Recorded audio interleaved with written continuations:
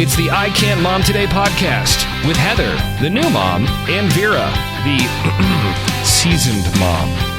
I Can't Mom Today. Hey, this is Vera and Heather back again with another episode of I Can't Mom Today podcast. Another rendition of Heather singing. Yeah, I mean, well, I don't get paid for it yet, but my career is gonna blossom from this podcast. Okay. Good luck with all that. Thank you. So, yes, we had posted on our page, our Facebook page, I Can't Mom Today podcast, about kissing on the lips. So I saw it in another group that people were asking about what's the protocol for like how, to what age do you kiss your kids on the lips? Do you kiss your kids on the lips or do you kiss your parents on the lips? Did you as a kid, what did you do? And I was like, we never were lip kissers, my family. In fact, we've talked about this before where my family was not particularly affectionate in general, whereas I was. So I was always the weird monkey hanging on everybody. And they're like, okay, that's enough, Vera, stop hugging me. So certainly my family didn't really hug very much. They certainly didn't kiss on the lips, that's for sure. So that has always kind of weirded me out. But then I thought maybe it's kind of, because I'm from up north, maybe it's more of a southern thing to kiss your kids on the lips. Because I don't remember my friends kissing their parents on the lips really growing up north either. I don't know. I grew up where we did kiss on the lips, but then I got to an age, I think it was like 16, where I just was like, well, I don't want to do this anymore. Yeah. And it's creepy. But my sister still does. Huh. Yeah. Interesting. I know. Isn't it? And I kiss Baker on the lips now. I mean, he's 2. Yeah. But I don't see it. I don't see me not doing it until if he gets to a point where he's like, no, Mom, that just makes me uncomfortable. And he may get to a point where he says not in public, which is fine. Yeah. But, I would like it to be, I don't know, his choice, right? It's just, and it's not, and I think people either think it's nothing or they think it might be inappropriate, but I think it goes along with a lot of other things in life. It's your intention, right? My intention is to give you affection in a mother-child way. Right. And how you express that affection may be different depending on the family or even the person. Mm-hmm. And I know some of my friends kiss their other friends on the lips. Like they're like, hey. Yeah, no, that's true. I have a good friend that he used to do that until finally I had to tell like his wife, and I was like, okay, so-and-so keeps going to kiss me on the lips, and that just creeps me out. I have to be honest with you.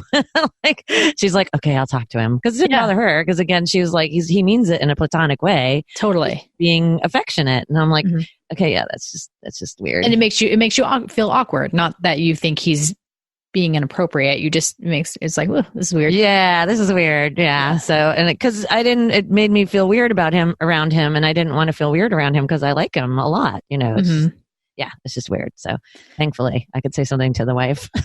Some of our members said 21 and counting. Yeah. About whether they still kiss their kids. Yes. Yeah. And one member said that they gave them life. So you're going to kiss them as long as you want. Yeah. That's too funny. Yeah. That's what one person said. Oh my gosh, my mom still kisses me on the lips. And she's like our age or your age. I think she's younger than I am. I don't know. You young people. I guess. One says their daughter does and their son doesn't. Huh. Only because of lipstick. Because of lipstick. That's pretty funny. Doesn't like the feeling of the lipstick. Yeah. Oh, yeah. And then somebody responded to, I said something about, maybe it's because I'm from up north. And she said, yeah, I kind of wonder that too. Although I will say, in New York anyway, you always greeted someone by kissing them on the cheek. Mm-hmm. And some people will kiss both cheeks and some people just kiss one. Mm-hmm. We always just did one. Yeah, well, I mean, I think that's a European thing, kissing, right? Yeah. Yeah, I think it is a little bit. And then, and just in New York, because a lot of us are from one or two generations off the boat from Europe. So it kind of got like passed around. Mm-hmm. One lady said her dad kissed her on the lips as a good night until just a few years ago, and she's 42. Aw, I wonder why he stopped though. Maybe because he thought she had bad breath. Ew. That is really cute, though. Yes, Yeah. it is. So it's interesting, though, that different people had different experiences with it. Yeah. But nobody, at least on our posts, nobody said, ew. Yeah. And I think it's one of those things that either it's for you or not, but you're not going to condemn somebody for doing it. I accidentally kissed one of my friend's kids on the lips. Because he was going for it and he was like 2. And I ran into her at Costco and he'd just been eating all the samples. Yeah. And so he goes and gives me this big sloppy kiss on the mouth. And I'm like, bleh. Oh, yum. Gross. I couldn't do that with somebody else's kid. I know. Like with your own kid, you'd be like, ew, but whatever, it's your kid. So, yeah. So I was but I was trying not to show that I was grossed out. And she's like, oh, ew. My nephew, when he was little, used to give slobbery kisses because they're just kids, right? Yeah. Well, yeah. And he would just give it to you he would give you a kiss on the cheek and you would wipe it off because it was super slobbery. It was so gross. And he goes, don't wipe off my kisses. Aww. And then he would give you another kiss and slobbery and you have to hide wiping it off. Excuse me a second. I'm just going to look out the window real quick. Gross. Yes. Another topic that came up in our podcast Facebook page is sleeping or having your kids sleep in the same bed as you, co-sleeping. Yeah. Oh, yeah. Because somebody posted something really funny. Where is it? She said something like, if by co-sleeping you mean a child crawling in your bed at 3 a.m., then yes. It says, if by co-sleep you mean a kid appears in our bed at 3 a.m. every night and we are too tired to fight it, then yeah. We co-sleep. Yes, that's basically what happens in our house. But Baker gets up and goes to his door. He doesn't really know how to work a doorknob yet, thankfully, and you hear. Yeah, like him trying to escape and get into bed with you. Yes, but when he was a little baby, we did co-sleep with him, but we had some kind of insert thing that went between us in the bed. So that he wouldn't roll out, but you could still throw a pillow on top of him, and so we had to be really careful. We were very paranoid. Yeah, see, that was the thing. I couldn't co-sleep with Luke, no way, because I was always worried I'd roll over him. Mm-hmm. But when he was really little, I have to admit there were a few nights, when I was still breastfeeding him, and he was eating every 2 hours, mm-hmm. And throughout the night you're just so exhausted and. You feed him and then you change him and you get back in bed. So there were a few nights when he was really little, but then even that sleep, even though I didn't have to get up and put him in his bassinet, it still was like not good sleep because I was scared to death I was going to roll over on him. So, mm-hmm. But then I've talked to other people and they're like, oh yeah, I just throw my boob in their mouth and they're good to go. And I go to sleep and they get to eat and it's good. And I'm like, how do you do that? I don't know. My boobs don't work and they're not shaped like that somehow, I guess. Like I can't get I don't know. Mine weren't big enough or they didn't hang the right way or I didn't do something right. I wasn't good at breastfeeding anyway. How long did you breastfeed Baker? I didn't. I exclusively pumped for the most part. Oh, okay. We tried. It just didn't work out. So yeah. Mm-hmm. Okay. Maybe that's why I didn't remember because I don't remember you telling me stories about trying to feed him while you slept or whatever. No. Like other people I know. Yeah, we had bottles.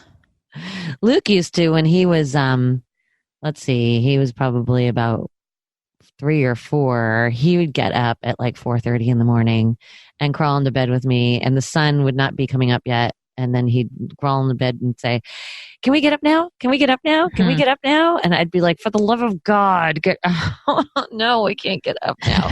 And then I'd fall asleep and, 10 minutes later, so can we get up now? No, damn it. Oh. So I would get this terribly broken sleep. I swear I didn't sleep well until Lucas was a teenager and he's finally sleeping till noon. Praise the Lord. Yeah. Baker does where he will wake up sometimes at 5 on the weekends and be like, hi, mommy.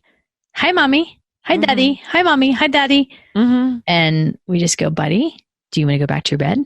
No. Then lay down. Go lay down. Go lay down now.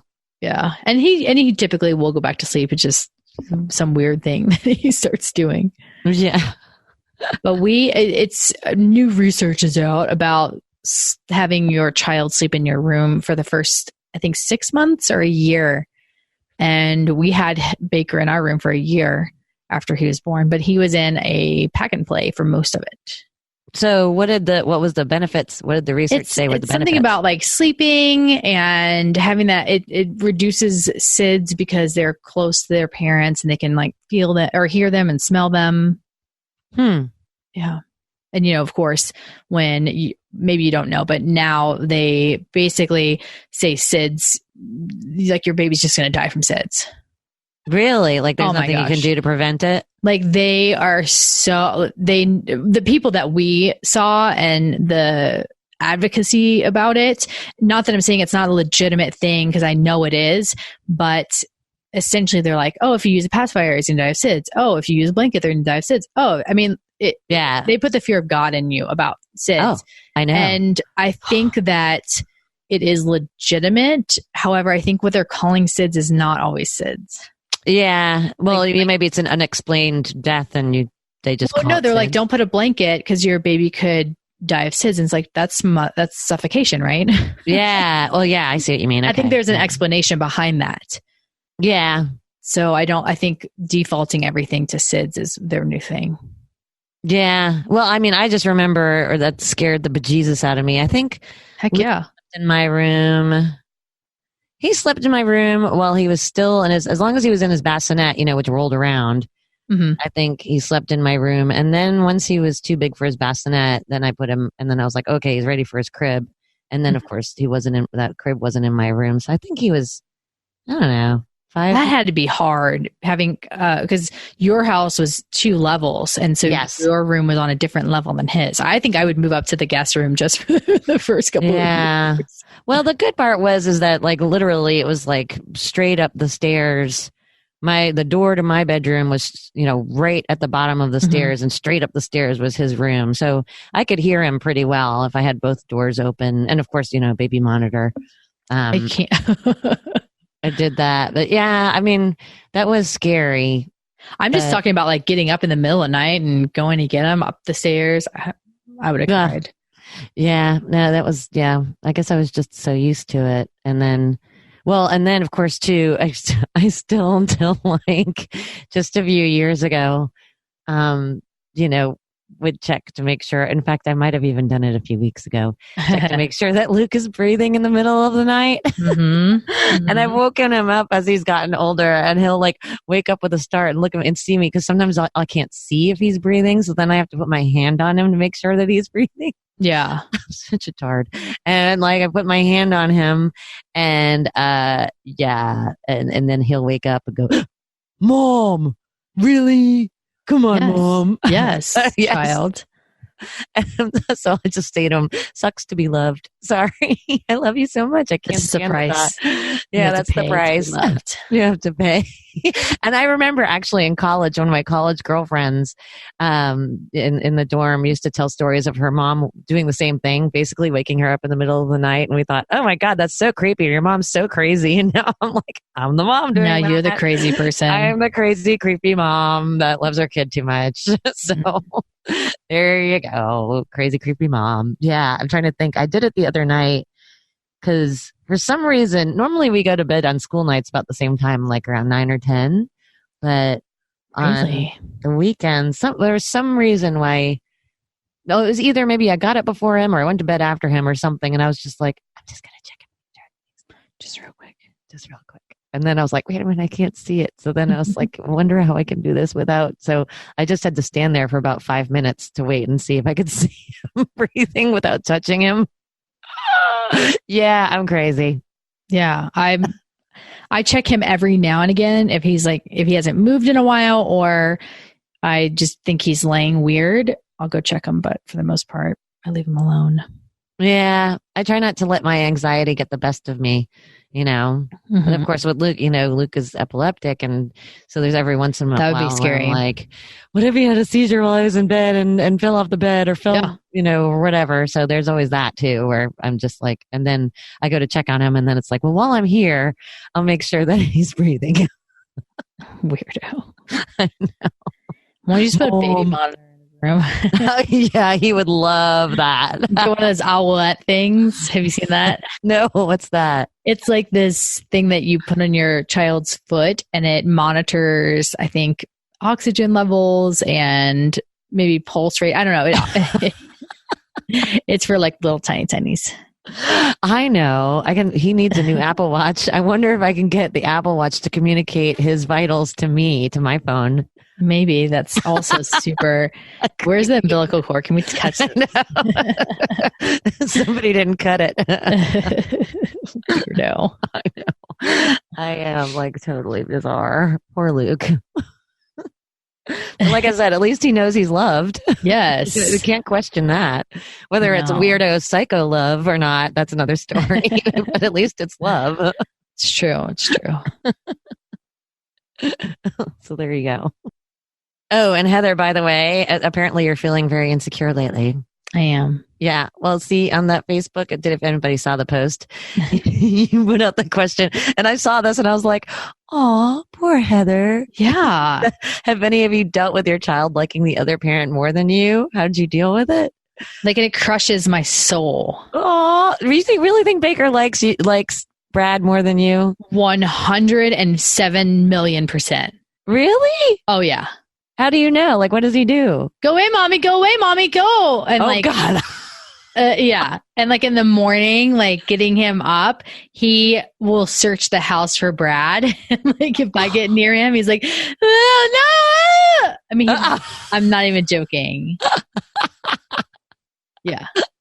Oh no, I'm so sorry. I know. And I know people like our critics are like, this is what she gets for talking bad about her son. Yeah, right. For complaining about her son. Yeah. It's not complaining. It's just being real that kids are jerks sometimes and not the nicest people. Well, look at what the podcast is called. Yes. I can't mom kids are today. Irrational. Sometimes you just can't mom because you're tired and you're exhausted. Yeah. And I love Baker, but yes, it is soul crushing. When Brad's not around, he's fine. There's nothing wrong, like nothing. He's like, oh, okay, let's read. Okay, come on, mommy, let's do this. Oh, yeah. And no problem. But when Brad's around, he will, hands down. Well, maybe it's like when you used to watch Luke when he was about that age and he'd be like, I don't like my head off. So you're telling me it's me, is what you're saying. Is that kids don't like me. Yeah. No, because other moms said that too, that their kids didn't like them. Some of our moms had mentioned on that post that they had the weekend warrior dad kind of situation where it was like daddy day camp or daddy weekend camp. And so they got to do the fun, exciting things and mom had to be the heavy all the time. And I will say that I am the heavy in our household. Yeah. Although I asked Brad to do certain things. I'm like, will you please tell him this? Yeah. I don't want to always be that heavy. And it's something that both of us think, but Brad's definitely the pushover. 100%. Yeah. He's like, well, he just wants this. I'm like, he just played you like a fiddle. I mean, and I was like, and now I get to break it. Great. Well, yeah. But in your defense, though, when Luke got older, when he was like, I don't know, probably about 7 or 8, he decided he liked you. He thought you were funny. Yeah, because I am. Yeah. It just took him a while to understand your sense of humor. Well, no, I think it's just because I was heavy. Like you were a lot more lenient on him than I was. Yeah, that's true. And that's just our different types of, different personality. And that's fine. Yeah. I was like, I'm not offended. I don't care. I'm not making you do anything illegal or immoral. Like, just go to your room. Like you decided to make this decision. Therefore, you don't get an extra story. Sorry, friend, go. Yeah. That was just so cute. I just thought, so you were called my head forever. Yeah. Until and then he was like, stop it, mom. My head stop it. But yeah, so some moms on another group I'm in, because I posted on that one as well, they said, just give it time. It's going to be okay. He'll come back around eventually. And one lady said that because the pushing point, like the other day, and I'm going to get emotional. So we were in the car and I had Brad on the phone and I was like, I said something about tell dad, or do you love daddy? And he's like, yeah, I love daddy. And I said, do you love mommy? He goes, no, I don't love mommy. Oh. And I said, do you love Mexi? He goes, yeah, I love Mexi. And I was like, so you love Mexi and daddy, but not mommy. And he's Mexi's like, no the love dog, mommy, by the no way. love mommy, no love mommy. I was like, Oh. right? Oh. And Brad's like, sorry. you realize he doesn't understand what he's saying. I was like, but you're not in this position. Yeah, exactly. And so one of the moms said, like, you know, just my husband constantly praised me in front of my child and stuff like that. And so I will say that Brad did that night where he was like, I love mommy so much and stuff like that. And the next morning, like the next day, Baker was like, I love mommy. I love mommy. I love mommy. I love mommy. Okay. So it did help with that. Yeah. So obviously Brad's the component here that's missing. But yeah, I mean, I know it's just because I know there's a reason why it's like that. And it's not because I'm a bad mom, but man, dude, it's soul crushing. Yeah. Oh no, I can imagine. Well, I still like Luke, you know, since he's 16, almost 17. God. Yeah. He's going through a little bit of that. Well, my dad says, like his dad knows everything. And I'm like, okay, your dad doesn't know everything. Can you stop it? So there's a little bit of that kind of like idolization. And that a friend of mine was telling me, oh, that's totally normal for a teenage boy. He's going to, especially since he's not with his dad every day. So there's not that, there's a little more novelty when he does spend time with him. And there's a little bit of that. Well, I wonder what my dad thinks, you know? Yeah. So and that's not even, I don't love you, mommy. It was soul crushing. So I can understand feeling a little bit insecure. It's like, you know, especially from the psycho mom perspective. I know. Yeah. Maybe I need to go check on him, his breathing. Yeah, maybe you should do that more. Maybe he'd love you more if you checked on his breathing more. I know. And the funny thing is that Brad is more cautious, I guess. So like Baker will do things and I'm just like, let him do it. It's fine. He's going to figure it out. You know, if he falls on his face, he falls on his face. But Brad's like so afraid he's going to get hurt. And there are certain lines that I will say no, like no jumping on the couch. You can jump on the floor. Yeah. But it's okay. There's no perfect solution. So I think it's that I don't know. I think part of it's that I'm the heavy and I also allow him that independence. Yeah. So I've given him that space. I think he's not as dependent on me because I'm like, you can do it. You got it. Yeah. Yeah, that's possible. And then Brad, obviously. Yeah. he doesn't praise me enough. Exactly. You need to get Brad to praise you some more. Yeah. I know. Mommy is the best in the whole wide world. Yeah. And then he just needs to follow me around and fan me. Yeah. Then there's that. Just kidding, of course. Yeah. Brad's great. Yeah. Rod is Rod. Rod is Rod. All right. Until next time. And if you have anything that you want us to talk about, or if you want some advice from our group, please head on over to Facebook at I Can't Mom Today Podcast. Yeah. Or Gmail us, ican'tmomtoday@gmail.com. Or Instagram. And we're on YouTube now. Oh, yeah, we are. Because Vera. I figured it out. Yes. So we're on YouTube as well. So yeah, so you can check all the episodes out on YouTube, make comments, and subscribe. Subscribe, please. I think we have 7. 7, yeah. As of a few days ago. If we're going to get any advertisers, we need some advertisers because we broke. And Heather's buying a new house, so she really is going to need some money. Yeah. We're getting out of the rental. That's right. So yes, please check it out on YouTube. I Can't Mom Today podcast. Yes. Also, comments, questions, suggestions. We're open to all of them as long as they are constructive. Yes, because we are here for you. That's right. All right. Until next time. Bye. Bye.